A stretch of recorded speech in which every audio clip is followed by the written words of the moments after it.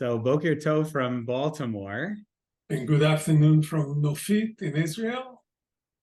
So good to be with you. Thanks for making the time to speak with me today. We're speaking about a week before Rosh Hashanah, a little bit more, but this conversation is going to be shared with our community on Yom Kippur for reasons that will become obvious in a moment. And I think what I'd like to do is just start by asking you to introduce yourself. Tell us your name. Where do you live? What have you done in your life and career? And anything else that you want us to know about you from the outset.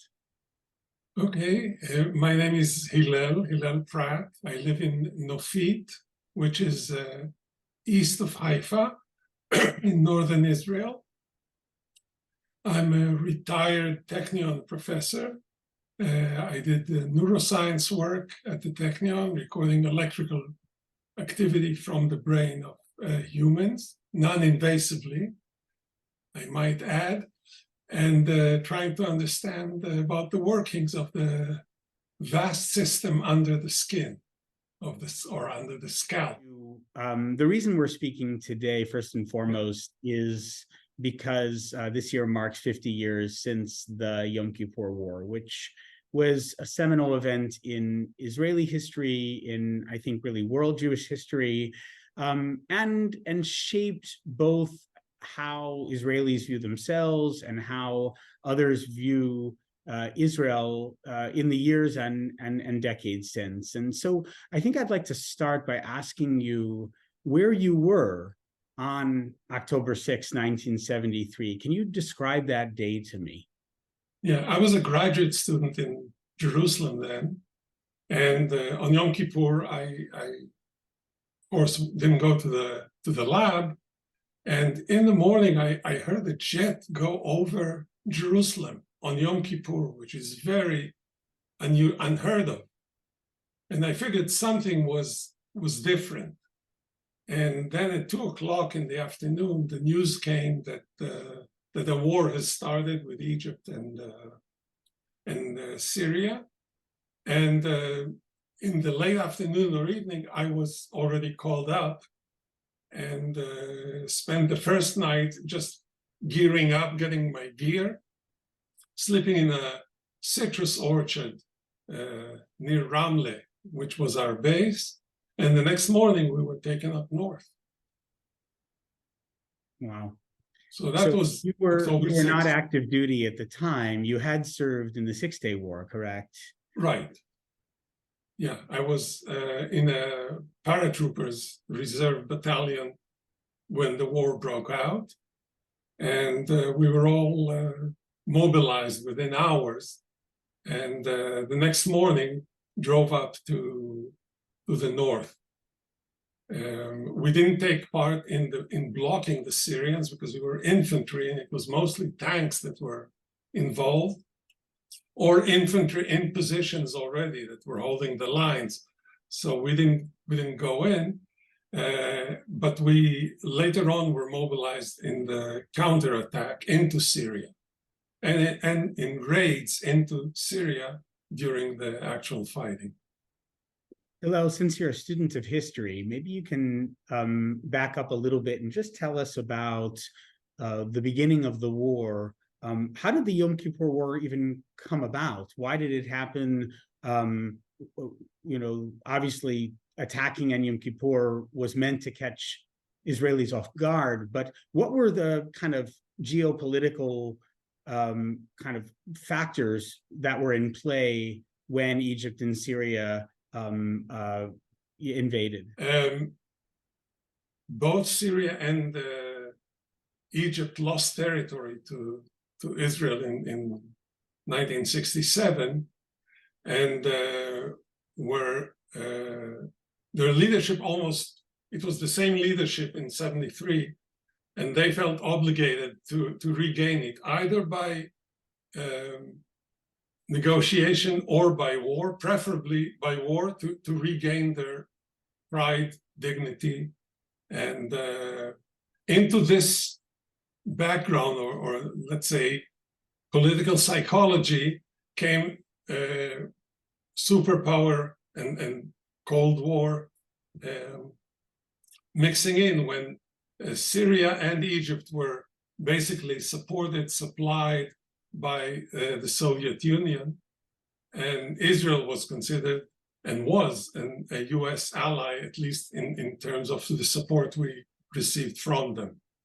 And so there was a lot of global interest mixed into this conflict. What was it like in Israel after the Six-Day War, and what changed in 1973?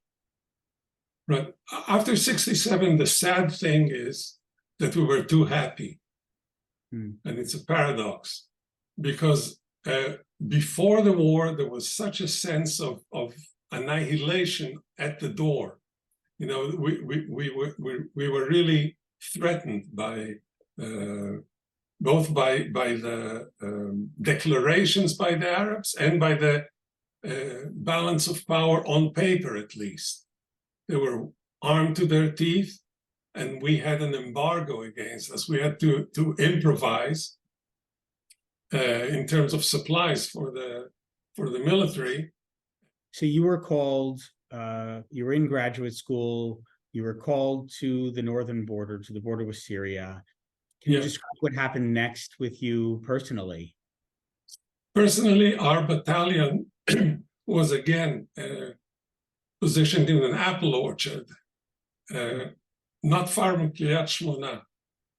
And I think that situation really brought home to us how tenuous and fragile the situation was, because the PLO was firing rockets at Kiryat Shmona and northern Israel during the war. It's not a well-known fact because it was minor compared to what was happening on the other fronts. But that part of Israel, that very narrow strip, was shelled from Lebanon and from Syria. And Israel is very thin there. During the first day of the war, one of the first positions that the Syrians took was Mount Hermon, which is exactly above that part of northern Israel and overlooking and controlling the entire Golan Heights. So within a day, we were in inferior territory on both sides of where we were. And the regular military trying to block the Syrian onslaught was having a very hard time because there weren't enough forces to block. But pretty soon after, all the reserves were called in, mainly tanks at first, participated in blocking the Syrians. And then after a few days, we were taken in to do the break into Syria, or what was Syria before. For those of us who are not veterans, sometimes it's hard to understand the experience of war. And I'm wondering, without being sensationalist, but just honest, right? Is there an experience that you had that you can describe that might help those of us who didn't serve to appreciate the particular challenges of armed conflict? Armed conflict has many facets. So I can only speak for the infantry experience, which is a very face-to-face and many times being inferior to what's attacking you. For example, if a tank comes against infantry and all we had was, we didn't have anti-tank rockets or anything of that sort. We had some World War II bazookas that couldn't even penetrate some of the Soviet tanks that we were facing. And we didn't have night vision. The tanks had, at that time, infrared lights, which we couldn't see, but they could see us. So during the night, it was a very uncomfortable situation when a tank is shooting at you and sees you, and you don't even know where it is, or if you're shooting your personal gun, you're not doing anything to a tank. If it's infantry, it's a different story. So there were a few situations like this. On the other hand, there are situations when we ran into the trenches of the Syrians at night, and then it was a more even combat. But either way, you're playing with your life. You're betting on your life. So it's not we didn't have flak jackets, for example. We were not very well equipped. So with a shirt and your personal weapon, you jump into a trench and start running, clearing it from enemy soldiers. That's what it amounts to. You served for quite a while as a reservist, and I think sometimes people think the Yom Kippur War was longer than the 6-Day War, but the sort of active war only lasted a few weeks, right? Yeah. And yet you were serving for months. Can you talk about that? What happened after the kind of active fighting ended that would have required you to remain out of graduate school and on the Northern Front? Yeah. We were part of the counterattack, and we went into what was called the Bulge into Syria. We advanced with some shoulders towards Damascus. Eventually, we're basically stopped by the international community because not my unit, but Israeli guns were able to shell the Damascus airport. So Soviet Union said, that's it, we're moving in and you better stop. So the fighting stopped with Israel regaining all the previous, all the pre-war lines, which were the lines formed after the 1967 war, plus a bulge towards Syria. And that bulge was fortified, and we had to stay in positions there to defend against Syrian counterattack, control it, do patrols between positions, and so on. So that was held for about 6 months until I went back home with some leaves in the middle, but I went back home exactly for Passover. Because from Yom Kippur to Passover was when I was deployed. So in one of the battles, we were assigned to catch a big Syrian camp, very well defended with tanks and infantry, with logistics center inside. And we went in and we captured it. I don't have to go into details, but the Syrians then started shelling their own positions in order to drive us out, with total disregard to their own soldiers, which was horrifying to see, because their soldiers were in the process of retreating, and suddenly Syrian, actually the Jordanians were also helping them, shelled that entire area indiscriminately. There's a military term for this kind of shelling your own position in order to drive out the enemy. And everybody was running for shelters. We went into a Syrian shelter that we just cleared, and there were Syrians trying to get in too. So the company commander that I was assigned to as a sapper, I was a sapper at that, and I was what is that? What is a sapper? A sapper is somebody who specializes in demolition, mine sweeping, blowing up things, and so it's a military profession in addition to being infantry. And that was my role in the paratroops. So he was guarding one entrance to that shelter, and he asked me to guard the other one.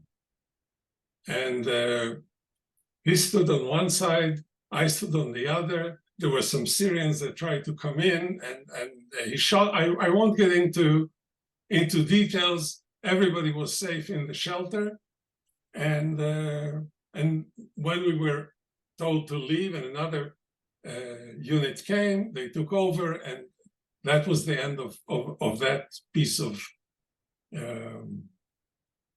action. About, I would say, 35, 40 years later, when I was dean of the graduate studies at the Technion, it was already towards my later years at the Technion, I was invited to help choose awardees. Excuse me, just a second. Sorry about this. I was asked by the Faculty of Aeronautical Engineering at the Technion to be one of the judges in deciding who will get a prize as the best aeronautical engineering student. I came to the office, to the dean's office, and the dean was the company commander from the other door at that battle. Okay. After 35 years, the two doormen at the Syrian bunker met at the Technion office. It's a reminder of how interconnected Israelis are, in many ways, what a small country it is, and also how the experiences of service in the IDF really define relationships for your whole life in Israel. Right, and how everybody serves. You know, two deans were guarding two doors or two entrances to a Syrian bunker in Syria. Yeah, we have some pretty excellent neuroscientists here in Baltimore, but I'm not sure I would put a rifle in any of their hands. Okay. Different society. Yeah, and good for you. I mean, lucky you, I would say. Well, let's say a word about Israeli society if we can, because I know that people listening to this conversation were reflecting on this milestone moment in Israeli history, but also when people think of Israel today, there are other things on their mind. And while that's not the focus of our conversation today, I'm curious if there are any thoughts that you do have about, 50 years after the Yom Kippur War, how is Israel doing? Because I know a lot of folks here in Baltimore are really concerned, and I know a lot of Israelis are quite concerned about how Israel is doing today. I'm glad you brought it up, because that was one of the things I thought we really had to relate to. When you look at the demonstrations about democracy, saving democracy in Israel that are taking place now, in the beginning, we're now in week 36 of continuous demonstrations. In the first weeks, what you saw was people like me, many veterans, mostly of Yom Kippur, who've learned not to blindly trust, always to be wary, and always to be careful, and the price of not doing so. Today, this spread to the younger generations. Boker Tov from Baltimore. I guess it's Tzoraim Tovim or Erev Tov. Erev Tov, almost Erev Tov. Okay. Shalom. I would introduce myself first in a few words. Please, why don't you tell us? Yes, because obviously we know each other. We're mishpacha, we're family. But I would love for you to tell us who you are, your name, maybe what your career, a little bit what you've done for a living, and then Ma Kesher. What's the connection to Miriam and Betty and our family? Okay. So my name is Sara. In the family, everyone calls me Samit. Actually, it's a combination of two names, Sara, Matya, the names of my Saftot, Wow. my grandmothers. Both of them didn't survive the war, and later, I was named after them. My family name is Rubinstein. I got married with Zalman Rubinstein, who is a relative of Betty Kotzin. And my husband, Zalman, I called him Manny. He heard from relatives in New York of the same family that the daughter of the Sunshines is in Ann Arbor, and we got to know them, and we made very good connection with them, and since then we are in contact, and it's very nice, and it's nice because also the children are in contact. That's great. Yeah. And it's wonderful. And we've enjoyed, getting to know your daughter and your son-in-law and your son, and your son is a professor at University of Maryland, so he's not so far away, and we get to see him for Pesach Seder and other kinds of things. So I appreciate that. You were 24 years old when the war broke out. Can you tell us, where were you on October 6, 1973, and what were your experiences in the early hours and days and weeks of the war? Yeah, I was in Europe. I went for a trip. Not today. Young people go to China, to Vietnam, etc., to India. But at that time, I went to Europe, and it was quite impressive. But anyway, I was in a trip after a very busy year, and I was in Italy at that time, and it was Yom Kippur, and Yom Kippur is very important also for me, who is considered secular Jew, and the whole story in Israel, but we are Jewish. We are very much Jewish. I am very much Jewish anyway. And we were, me and my friends, we were looking for a synagogue, and it was in Venice, and we got to the ghetto. It's one of the early synagogues in Europe, and it was very hot, I remember, and it was in the middle of the day, and we arrived there, and we saw outside the building relatively many people are standing, and they were talking very, very, very quietly, almost whispering. And we approached them, and when we realized that a war broke in Israel, that Israel was attacked, and it was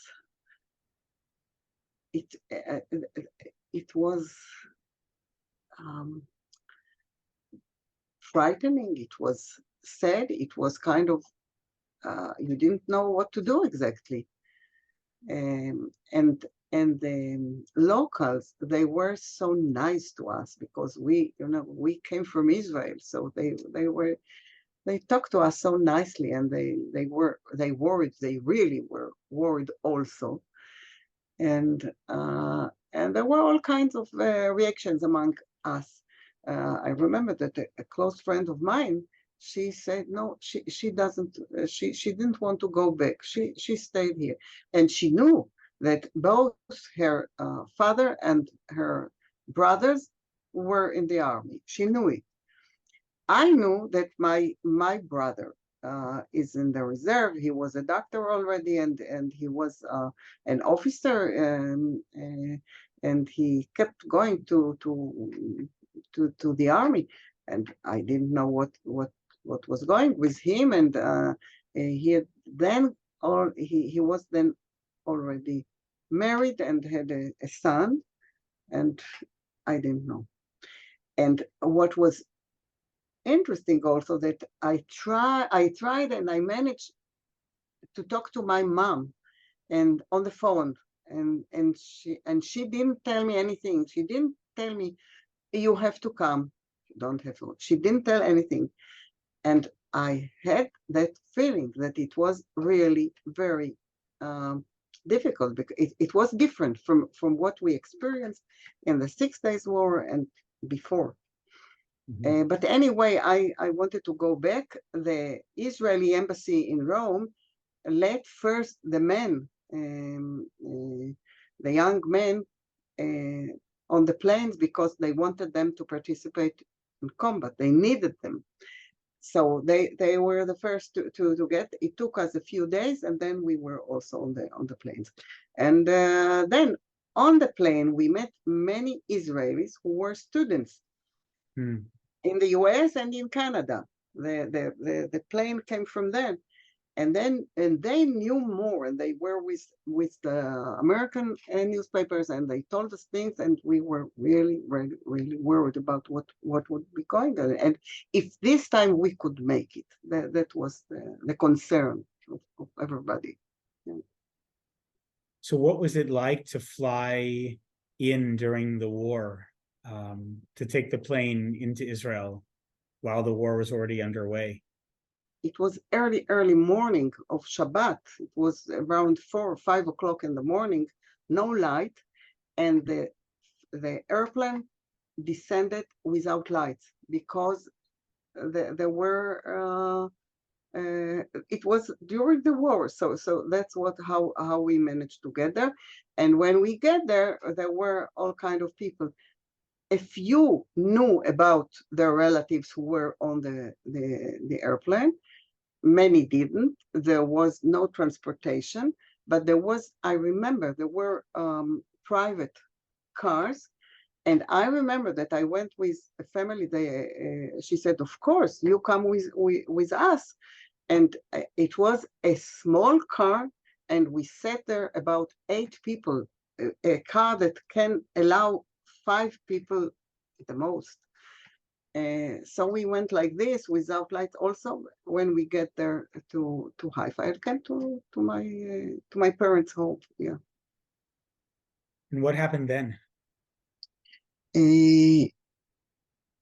I was there, and the day after, it was Sunday, Yom Rishon.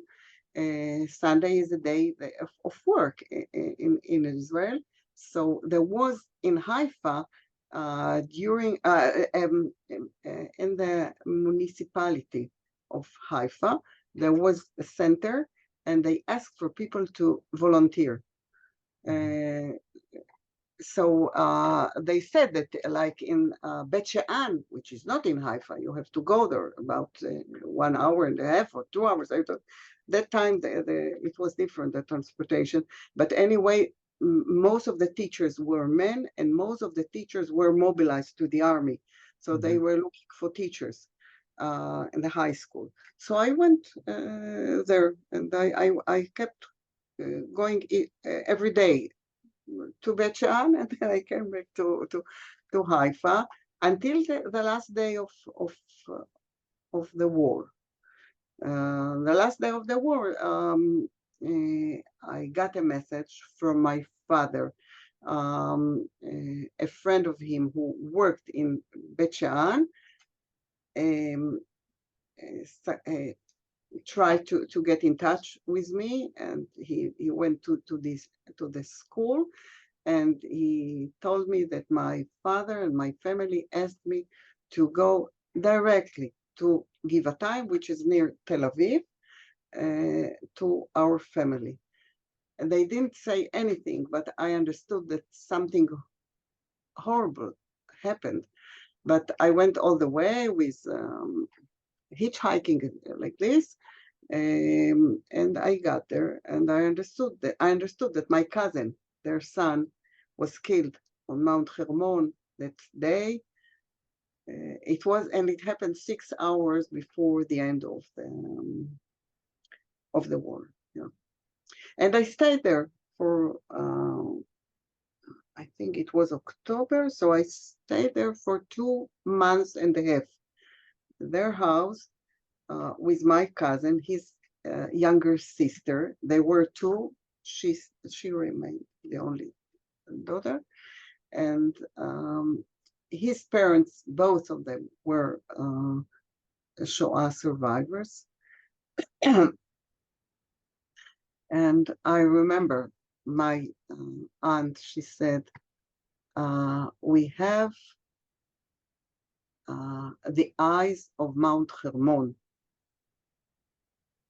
and we don't have anymore the eyes of Amir. His name was Amir. He was very tall and very nice, very beautiful, like this. And like him, there were many, many, many people who How old was Amir when he was killed? it was on his birthday, on his 21st birthday. Yeah. Amir's father, so your uncle, right, was he was a Holocaust survivor, correct? And he had survived some pretty difficult things during World War II, it sounds like. Yes, yes. Both him and his wife, they met in Israel. They didn't know each other before. She managed to survive. She was in a house of Ukraine's, I think. Now it's Ukraine. And she was in a house in the upper part of the house. She was very tall. And during 6 months, she told me that she had to lean like this, not to move during the day. But that's how she survived. Yeah. And then later she got to Italy, and then from Italy to Israel. He was in the army. I think it's part of the Polish army, Anders. In Hebrew we say Tzva Anders, and many were killed in the battle there. And he told me, you see, I was survived. So few people survived the worst then, and here my son didn't make it. It was very difficult, and it was difficult with them, and it was difficult also with my students, soldiers. You know, when I was in my army, and all of them went to the army later, and 10 of 40 people that I worked with on a daily basis, you know, and I knew them so well. My name is Yaakov Golan. I met Patti, who sits next to me, in 1969, when we were both in a kibbutz not far from Jerusalem, kibbutz Netiv Halamed Hey, and we married 7 years later. And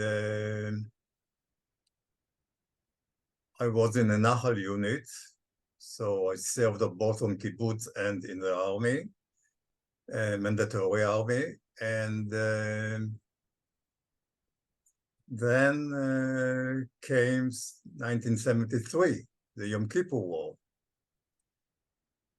And it found me with Patti in Jerusalem, while my parents used to live in not far from Tel Aviv, which means that once the siren in Herzliya, once the siren went off, I started to hitchhike, which was very easy, although it was Yom Kippur.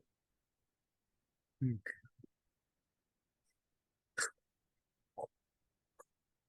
can't do it. You want to move over and I'll take over. I was afraid this would happen. Yeah. Do you want to stop? I started to hitchhike to my parents' home to pick up all my stuff and get to the place where I was supposed to meet the other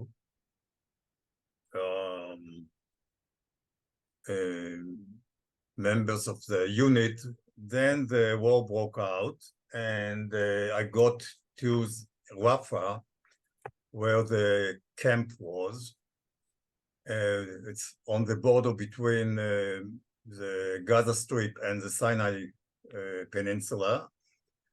And there were, I'll say, about 15,000 reserves soldiers like me in different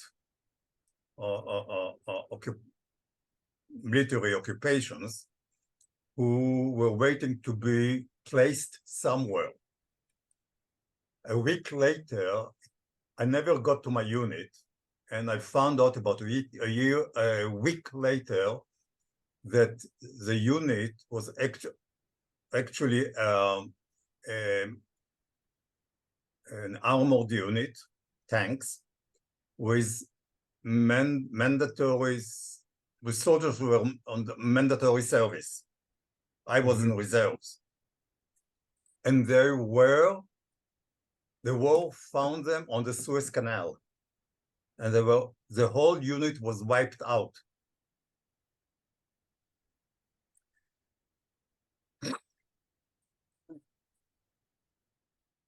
I became one of the radio men. And meanwhile, in those 2 weeks, I was sent all the way to the Upper Galilee to join a unit which was supposed to go up to the Golan Heights, sent back to the center of the country, sent to Sinai. It was unbelievable. Mm-hmm. And the same thing happened to many who it was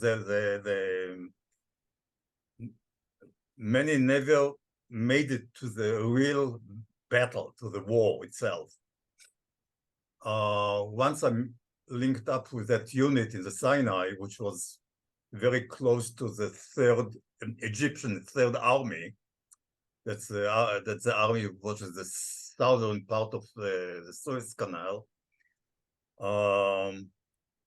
We were there for a short period, few days, and then we moved into what we used to call Africa. You know, the western side of Suez. And we moved all the way to the most southern point of that occupied area. And there we were, let's put it this way, we were at the end of the supply route, which means we were always short with food, always short with supply of clothing, batteries for the radios, and so on. And only there we encountered several times when the Egyptians broke the ceasefire and we were shelled by tanks. And I was even up on a mountains there with my commander and the 2 UN officers with a huge UN flag. One of the officers was holding the flag and was blowing in the wind. It was huge. And suddenly the Egyptians started to shoot at us with heavy machine guns. So that was part of what was going on, you know. And then and even peacekeeping, even the UN. It was ceasefire. The ceasefire was declared. In the ceasefire, they were breaking the ceasefire. It was the end of October. Right. So this is all after the sort of active part of the war lasted about 2.5 weeks, right? And then exactly. And after that, you're saying there was still this war of attrition. Every now and then there were we were shelled by tanks and so on. Yes. Yeah, you've skipped over something very essential in this whole Yeah. story, and that is the first few days of the call up. That they were so unprepared and Unprepared. so disorganized We that go. no one knew anything. The base in Rafah was supposed to absorb us, supply us with all the personal equipment, arms and so on, personal arms and so on. But there was nobody on the base. All the officers, Closer. all the officers Okay. all the officers.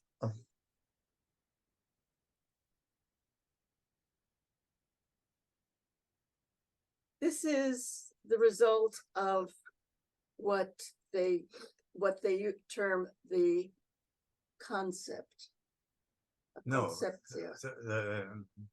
They 6 day war. They vanquished 3 armies.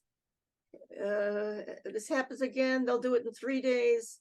Amahdal, they used to call it. Mechdal. There was this word that means total failure. The this was the result. officers got on the tanks that were on the base, and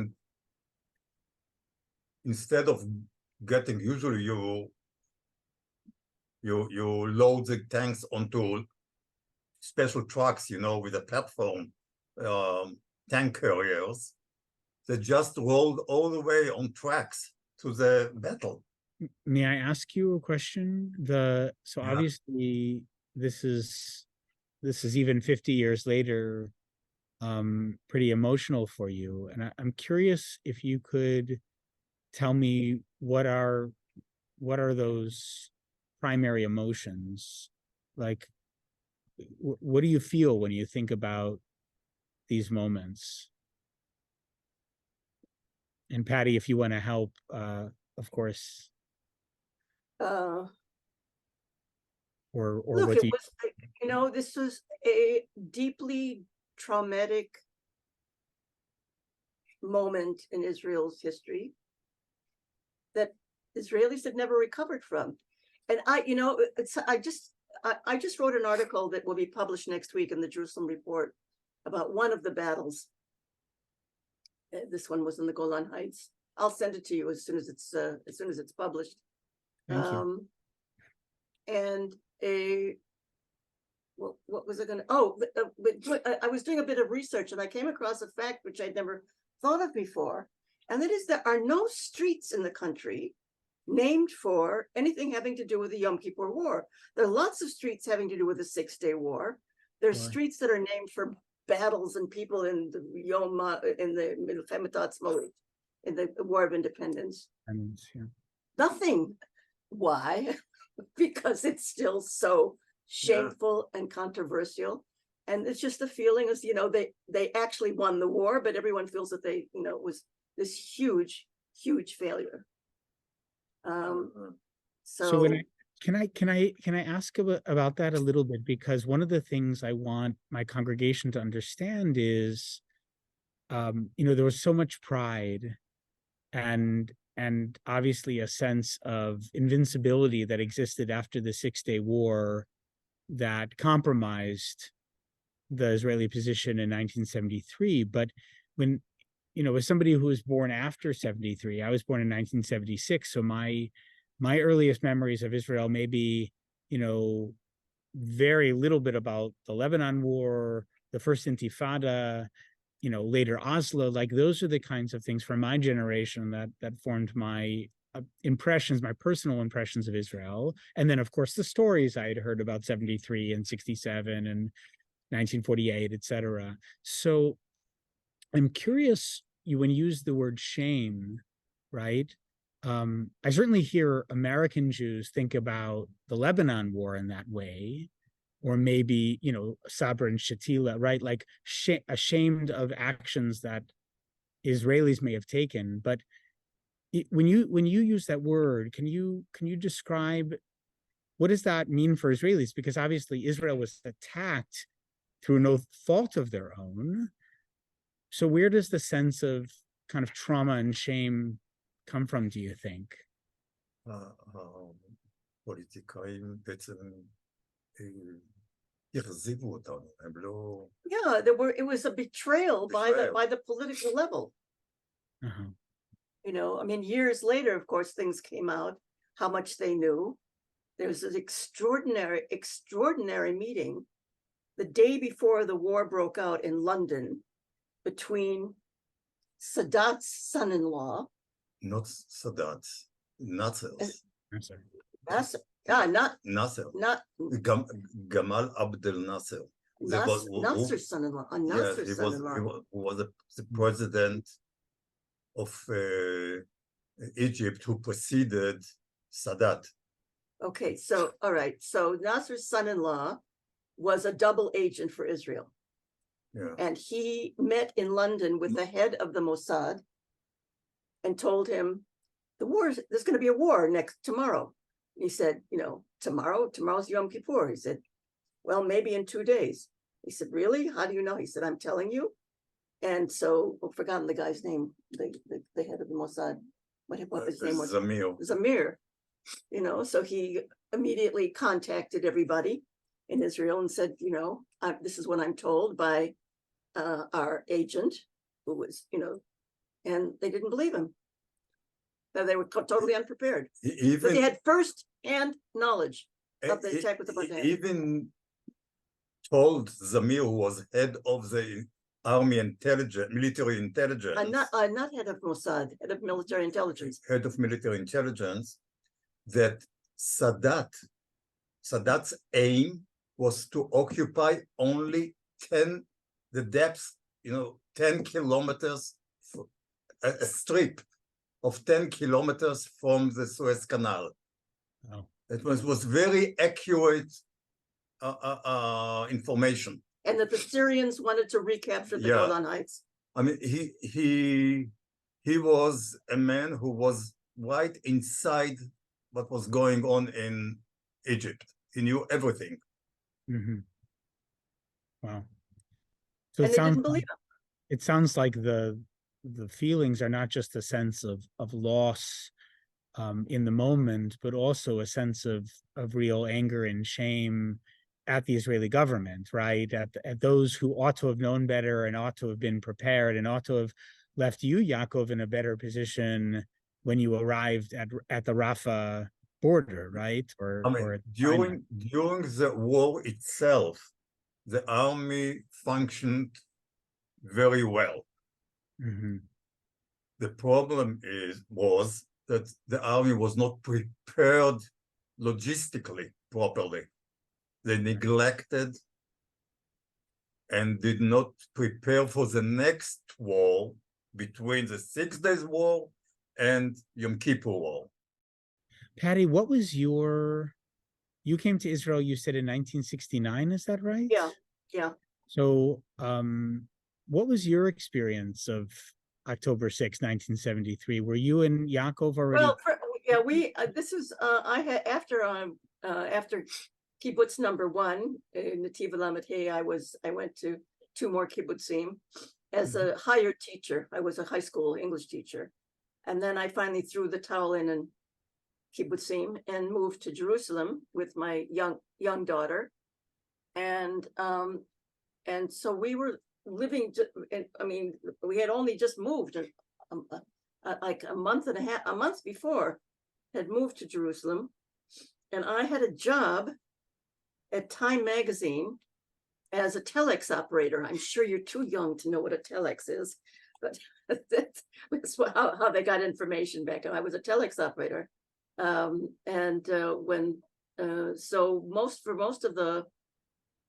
I mean, we were together when the sirens went off. And I mean, I had no idea what to do. He knew what to do. You know, he just set off.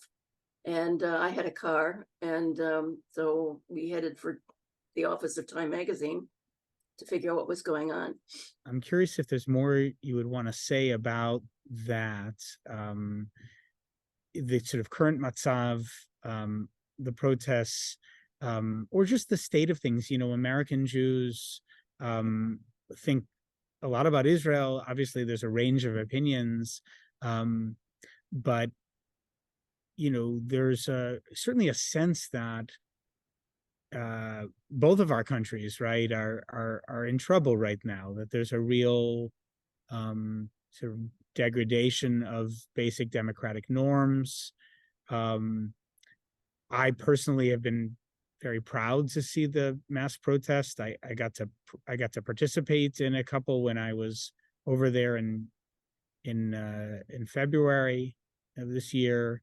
My daughter was protesting when Bezalel Smotrich came to speak here in Washington, D.C., and I went with her and my wife, and she, was draped in an Israeli flag, shouting "Demokratia," and so, there are ways that here we're kind of plugged into the situation. But I'm curious if for you, in addition to the sort of just lack of trust of the government that you already spoke about, if you have any thoughts about kind of what the Yom Kippur War means to Israeli society now on this 50th anniversary, and what it could mean. What are your hopes going forward? Well, as I said before, first of all, you don't take things for granted. Government can say whatever they want. The members of the government can say whatever they want, but you don't take it for granted.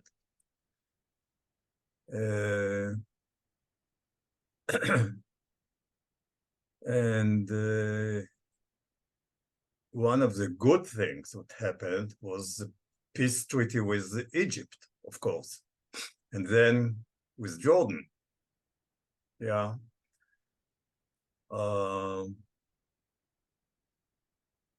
We don't know what will be in the future with Syria, because Syria has its own problems, interior conflicts, and the same in Lebanon. But things are developing more to the south, the Emirates and the Saudi Arabia, who knows? But we have to solve our own problems with the Palestinian people, It's and things are only getting worse because people like Smotrich and what's his name? Ben Gvir. Ben Gvir are turning on the flame, Yeah. I want to wish you a Shana Tova Mituka. Same to you. Thank you. Hakima Tova. By the time our congregation sees our conversation, it'll already be Yom Kippur, so I'll say Gamar Tov. Sometimes I mention your family, as an example, because that there were so problems between the Orthodox and et cetera, and I think that also many Israelis don't know exactly what is done in communities like the conservative and the reform, etc. Many know, but not all of them. And I think that they should know more.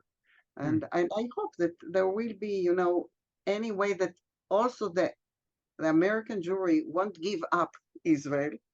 And I hope that Israel won't give up the communities in the United States and in other countries as well. Inshallah. Inshallah. Yeah. Halevai. Well, I want you to know how grateful I am for your time. And I know our congregation will be really honored to get to hear your stories. And I'll give my love to Bob as well. May you, please do. Please do. May you someday soon meet in person, or at least see each other. Yeah, I know. Yes, that'll be great. At least he'll get to see me. Right. Well, I wish you a Shana Tova Mituka and a meaningful Yom Kippur. Thank you, and the same to you and the entire congregation. And Gmar Chatima Tova, which is appropriate by the time this is played. Amen.